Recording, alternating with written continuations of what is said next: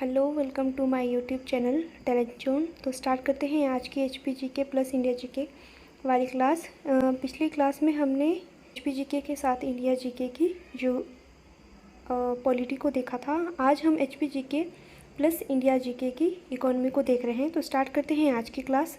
First question है, नादौन उपमंडल HP में किस जिले में स्थित है? तो ये है आपका हमीरपुर में। और हमीरपुर से जो ये नादौन है काफ़ी बार एग्ज़ाम्स में आ चुका है, और एक भोरंज तहसील भी इसकी काफ़ी बार एग्ज़ाम में बहुत पूछ ली जाती है कि जो ये भोरंज सब डिवीज़न है ये हिमाचल प्रदेश की किस डिस्ट्रिक्ट में पड़ता है। तो ये भी आपका हमीरपुर में पड़ता है, इसे भी आप देख लीजिए। और कुल्लू से जो मेनली पूछे जाते हैं वो भी हम देख लेते हैं। एक है आपका बंजार सब डिवीज़न और दूसरा है सेंज। तो कुल्लू के जो बंजार और सेंज है सब डिवीज़न, इनको भी काफ़ी बार एग्ज़ाम्स में पूछ लिया गया है, इन्हें भी आप याद कर लीजिए। और मंडी के पत्थर और जोगिंदरनगर, इनको भी काफ़ी बार एग्ज़ाम में पूछ लिया गया। अभी मेनली एग्ज़ाम में एक सब डिवीज़न पूछी ही जा रही है, तो आप प्लीज़ इन्हें भी देखते रहिए। सिरमौर से राजगढ़ सब डिवीज़न पूछ ली जाती है, और शिमला की डोडरा कवार। तो ये भी आपको पता लग गया होगा कि डोडरा कवार कहाँ पे है, ये आपका शिमला में पड़ता है।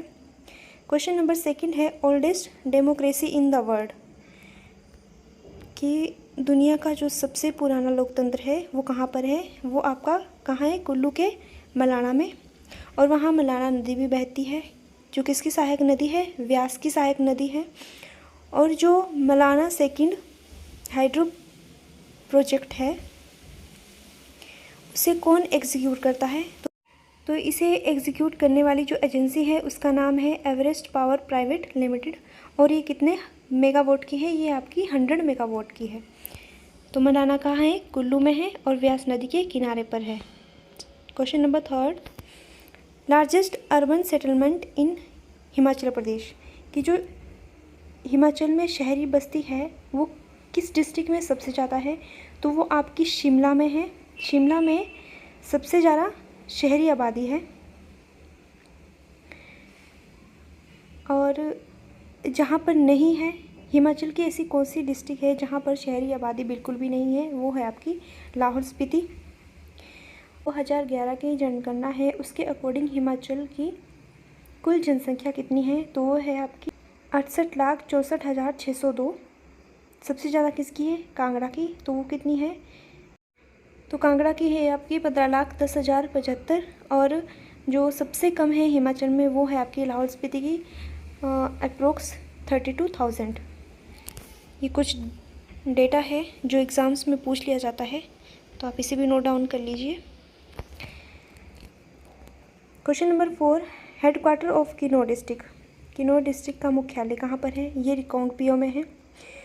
अब किन्नौर से रिलेटेड कुछ और क्वेश्चंस भी देख लेते हैं, कि जैसे फुल्लेज त्यौहार ये कहाँ मनाया जाता है? ये आपका किन्नौर में मनाया जाता है। रोपा वैली कहाँ पर है?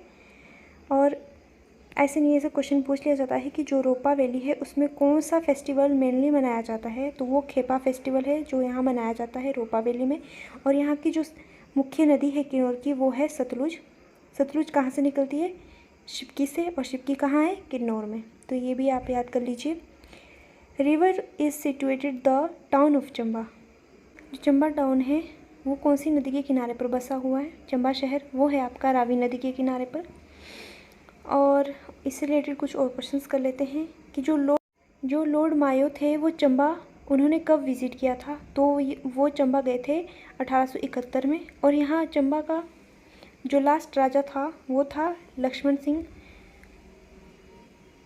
चंबा रियासत के राजा और चंबा शहर की स्थापना करने वाले थे साहिल वर्मन। रियासत को किया था, रियासत की स्थापना की थी आपके मेरू वर्मन ने। इन क्वेश्चंस को हम काफ़ी बार रिवाइज कर चुके हैं। और साहिल वर्मन ने अपनी पुत्री चंपावती के नाम पर ही शहर का नाम चंबा रखा था। ये कुछ इससे रिलेटेड क्वेश्चंस थे। क्वेश्चन नंबर 6 है, Getty theatre was open in Shimla, जो शिमला का गेटी थिएटर था वो कब ओपन हुआ था वो हुआ था आपका 1887 में। और यहाँ पर जो फर्स्ट प्ले लगा था वो कौन सा था, वो था टाइम विल टेल। ये बहुत ज़रूरी याद कर लेना इसे आप, ये वेरी वेरी इंपॉर्टेंट क्वेश्चन है कि जो गेटी थिएटर 1887 में शिमला में बना था, वहाँ पर जो पहला प्ले हुआ था वो कौन सा लगा था, वो था आपका टाइम विल टेल। और इससे रिलेटेड कुछ और क्वेश्चंस कर लेते हैं।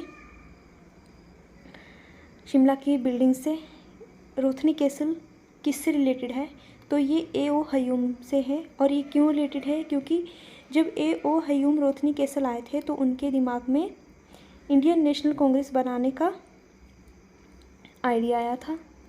वाइस रीगल लॉज, जिसे कि प्रेजेंट में क्या कहा जाता है, Indian institute of advance studies.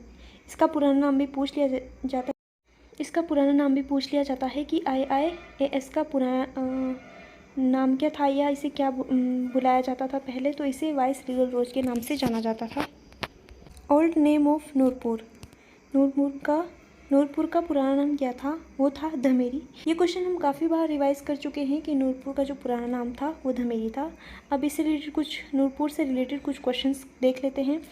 Nurpur की स्थापना किसने की थी, वो जेठपाल द्वारा की गई थी।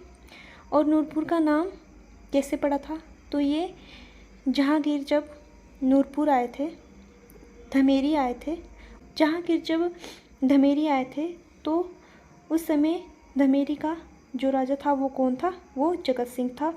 और जहांगीर ने अपनी पत्नी नूरजहां के नाम पर ही यहाँ का नाम नूरपुर रखा था। अब बात कर लेते हैं कि जब अलाउद्दीन खिलजी ने नूरपुर पर अपना आक्रमण किया था उस समय यहाँ के राजा कौन थे, जसपाल थे। और जब सिकंदर लोदी यहाँ आया था उस टाइम पर यहाँ के राजा कौन थे, तो वो थे भीमपाल। और नूरपुर के जो सबसे लास्ट राजा हुए वो थे आपके वीर सिंह। ये आपने हमेशा याद रखना है, यहाँ का पहला जिसने स्थापना की और सबसे लास्ट वाला स्थापना की जेठपाल ने, और अंतिम राजा था वीर सिंह। नंबर 8 है आपका first vice chancellor of HPU। Himachal Pradesh university के जो वाइस चांसलर थे वो कौन थे, फर्स्ट वो थे आपके doctor Ramkaran Singh, doctor RK Singh.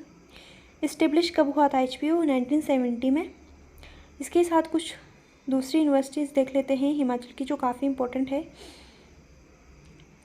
Doctor YS Parmar university जो नौनी सोलन में है, ये कब बनी थी, 1985 में। एग्रीकल्चर यूनिवर्सिटी पालमपुर, इसे सरवण चौधरी के नाम से भी जाना जाता है, और ये कब बनी थी, 1978 में बनी थी।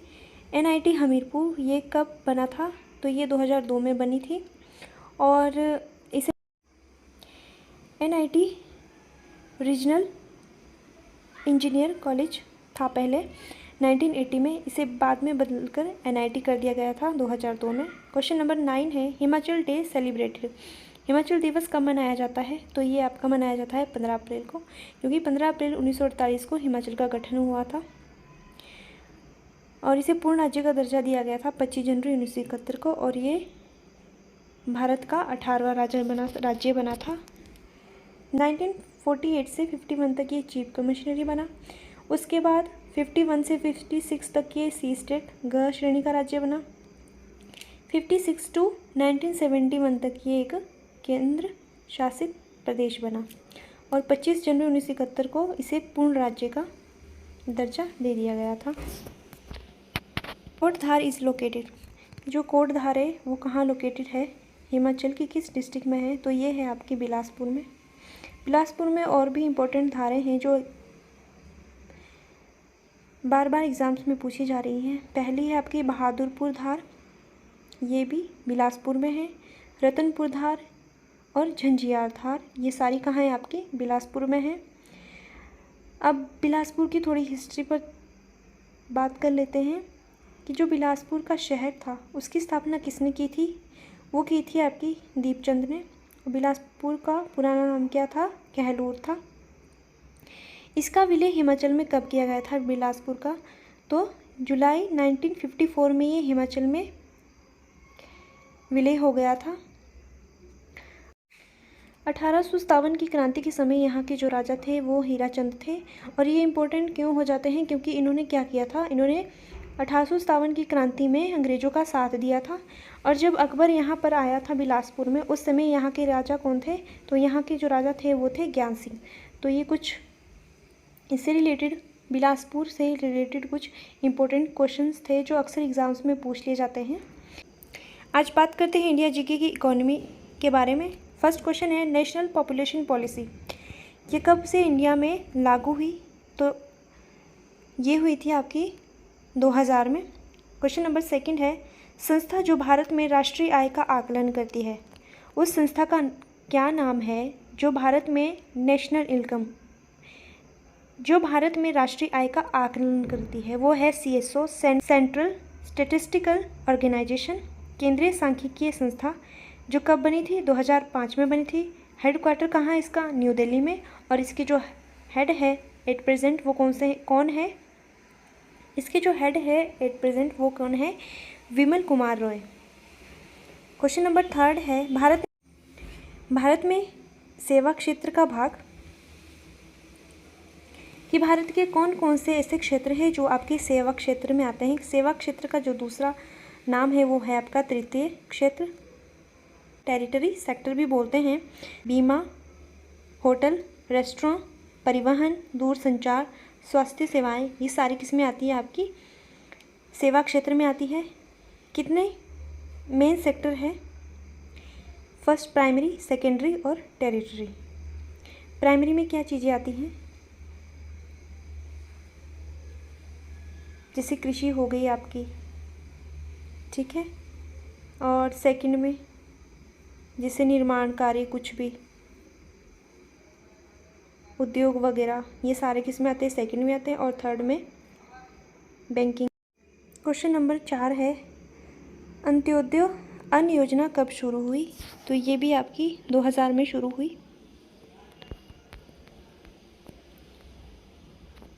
अच्छा, क्वेश्चन नंबर 7 है किसी देश में जीवन निर्वाह स्तर किससे दर्शाया जाता है, कि वहाँ के लोगों का जीवन स्तर कैसा है, तो ये दर्शाया जाता है आपका पर कैपिटा इनकम, प्रति व्यक्ति आय के द्वारा। और किसी क्षेत्र की पर कैपिटा इनकम को हम किस तरह हम जानते हैं कि यहाँ की जो पर कैपिटा इनकम है वो क्या है, तो इसमें हम क्या करते हैं कि वहाँ के जितने भी लोग हैं उनकी सबकी आय का जोड़ करते हैं और उसकी टोटल पॉपुलेशन से उसको डिवाइड कर लेते हैं। इस तरह से आपकी पर कैपिटा इनकम निकल कर आ जाती है। इसे पंचवर्षीय योजना की स्वीकृति की अंतिम सतह प्राप्त होती है, तो वो होती है आपकी NDC, नेशनल डेवलपमेंट काउंसिल, राष्ट्रीय विकास परिषद को होती है। पंचवर्षीय योजना कब से स्टार्ट हुई थी, तो ये आपकी हुई थी, योजना आयोग भी से कहते हैं, 1951 से पहली योजना हुई थी। और अभी तक भारत में कितनी हुई थी, तो ये आपकी 2017 तक 12 कंप्लीट हो गई थी। 2015 में इसका नाम बदलकर नीति आयोग रख दिया गया है, अब इसे हम नीति आयोग के नाम से जानते हैं। क्वेश्चन नंबर 9 है किसने भारत में बीजों की उच्च पैदावार उपज क्षमता वाली प्रजातियों का आविष्कार किया, तो ये थे आपके N बोरलॉग। इन्हें ही फादर ऑफ ग्रीन रेवोल्यूशन भी कहा जाता है। क्वेश्चन नंबर 10 है भारत में हरित क्रांति ने योगदान दिया था, किस चीज़ में, भारत में जो हरित क्रांति हुई थी उसने किस चीज़ में ज़्यादा योगदान दिया था, तो इसने दिया था अंतर फसल असमानता में। क्यों कब हुई थी ये, तो ये 1970 के आसपास हुई थी। और क्या हुआ था कि जो गेहूं और चावल 2 फसलें थी उसमें मतलब उसकी जो उत्पादक क्षमता थी वो बहुत हो गई थी, मतलब गेहूं और चावल की 2 मुख्य फसलें थी, उनकी बहुत सारी पैदावार हुई थी, तो इसलिए उसे हरित क्रांति के नाम से जाना जाता है भारत में। तो ये थे आपके आज के कुछ HPGK plus India GK economy के क्वेश्चंस। आई होप आप सभी को मेरी क्लास अच्छी लगी होगी। मिलते हैं नेक्स्ट वीडियो में। और अगर आपको किसी चीज़ से रिलेटेड कोई भी इन्फॉर्मेशन चाहिए तो आप मुझे मेरे टेलीग्राम चैनल पर कांटेक्ट कर सकते हैं, और उसका जो लिंक है वो मैं आपको इस वीडियो के डिस्क्रिप्शन में डाल दूँगी। तो share and subscribe my channel.